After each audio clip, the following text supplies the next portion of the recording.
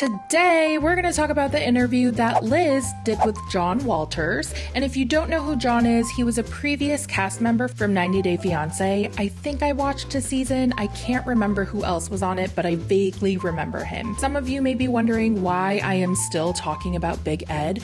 Well, the truth is, I'm a loser with no friends, and I have absolutely nothing better to do, so here we are. Serious question though, does anyone want to be my friend? Please? So last week, I watched an interview that Liz did, and I believe this is the very last interview that she did after the tell-all aired. And she revealed a lot. And after hearing her side of the story, I absolutely believe her. And a lot of things just made sense. So I always wondered how Liz and Ed met. And she shared that she actually did meet at the restaurant that she worked at. He was a regular customer, and they got to know each other little by little over months. And whenever he dined at the restaurant, they would just talk. And after a few months, he told her about the show and how he was looking for a girlfriend to be on the show with. Apparently, he asked every single girl that worked at the restaurant if they wanted to be his girlfriend or go on a date, and he was rejected by every single girl he asked. Why does that not surprise me? He went through every single female at my job asking if they would do a date with him on the show. And they all said no. So then he asked Liz as his very last resort, and she actually initially said no.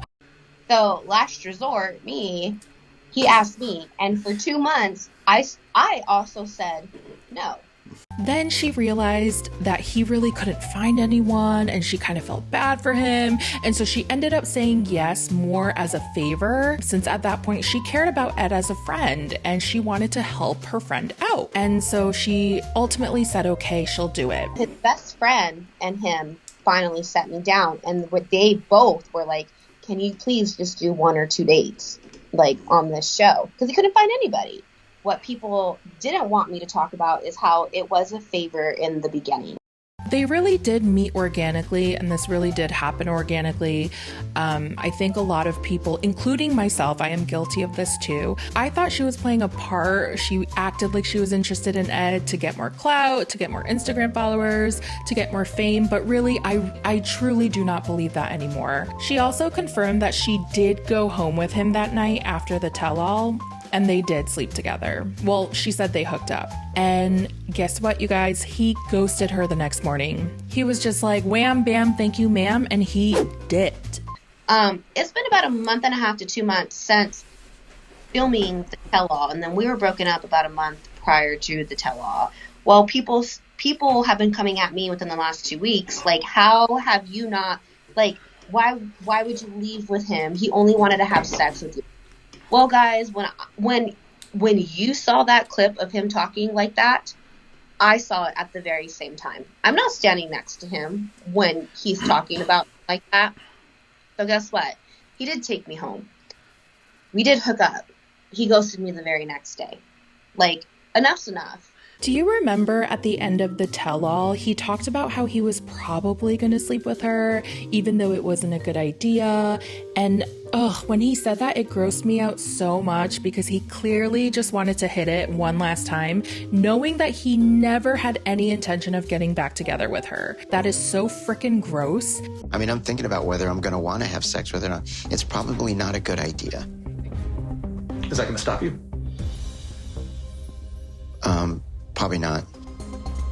Liz also shared about one of her trips that she had with Ed. I think she said that they went to Newport together for like a romantic getaway, and she said all day she ended up having to take pictures of Ed and all his fans, and she just couldn't wait to get back to the hotel to rest. And when they got to the hotel, they decided to eat a special gummy bear, and I guess the gummy bear was too strong for Liz, and she ended up passing out. She eventually woke up to Ed slamming all the doors. He was basically throwing a temper tantrum because she fell asleep, and so he couldn't get sexy time like he wanted. Like, what the forkety fork is this bull? I was so emotionally drained from him taking pictures with everybody because I was the one taking the pictures for him, which was fine, but I was just so drained. I both popped a gummy and I passed the out.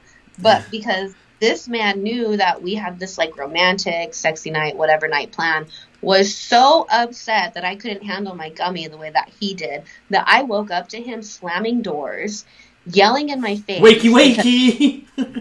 Yeah, wakey, wakey. Oh, hey, you said we were going to get it in tonight and you were going to dress sexy for me. Another creepy story that she shared was that there was a picture of Liz from when she was around 16 or 17 years old, and she was in like a lingerie type outfit, and Ed had told her that he wanted the actual photo, and she said no because she thought it was weird. Because it is. Like, why do you want a picture of your girlfriend at 16 years old in lingerie? That's freaking weird. And apparently this turned into an argument because he felt like he was entitled to have the photo because he was her boyfriend. And I totally believe her because he has a thing for like much, much younger women. He doesn't like women his age. He has to go much, much younger. In one video that Ed posted on YouTube, he said he loves Asian women because they look young.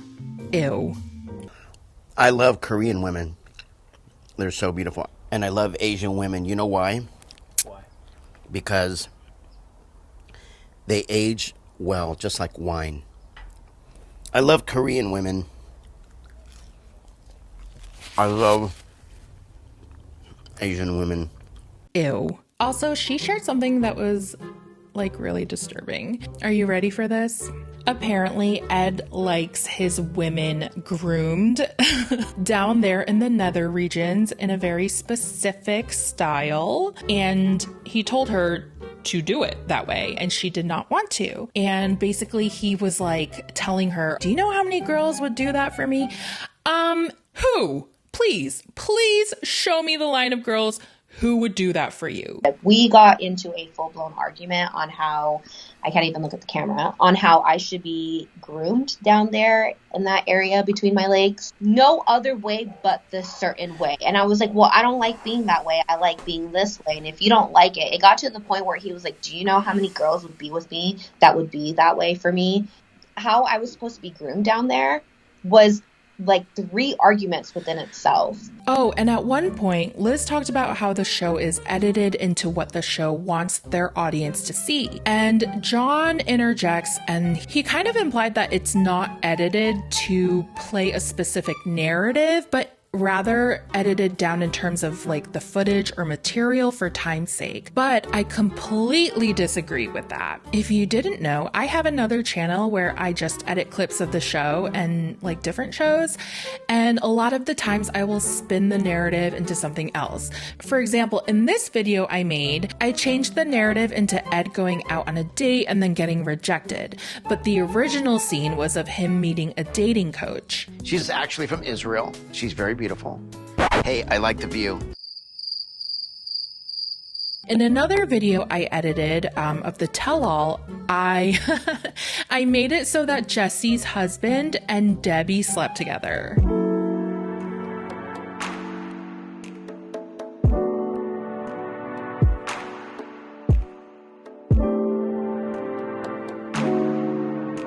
Her husband's fucking Debbie, like, and move on. Any truth to that? Yes. Okay. And keep in mind, I have very limited footage to work with. So can you imagine what the actual editors of the show can do? They have everything at their disposal. So John, I'm going to have to respectfully disagree with you here. The editors very much can edit any narrative they want. And they absolutely have done that with Ed. So this is what I've learned about Ed.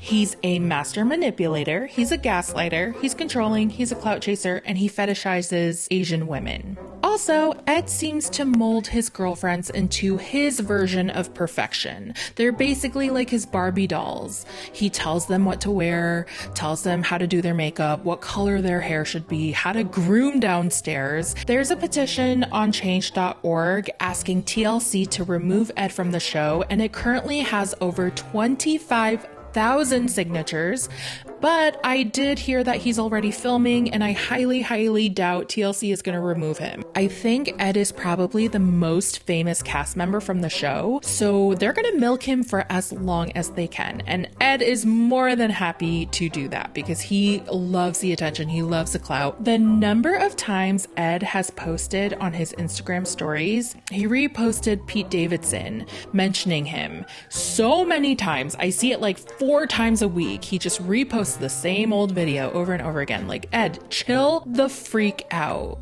God, you are so thirsty. Well, I guess I'm just gonna have to patiently wait for season 2 of The Single Life, but I do hope that they add some new people. Like, I would actually love to see Nicole come back. She's not still with Azan, right? Wait, was that his name, Azan? I personally enjoyed watching her because the lack of self-awareness was just on another level. You know what? Actually, can we get Liz on The Single Life? Because the girl deserves happiness after all the hell she just went through. I can't think of anyone else off the top of my head, but let me know who you want to see come back for next season, and I'll talk to you in my next video. Bye!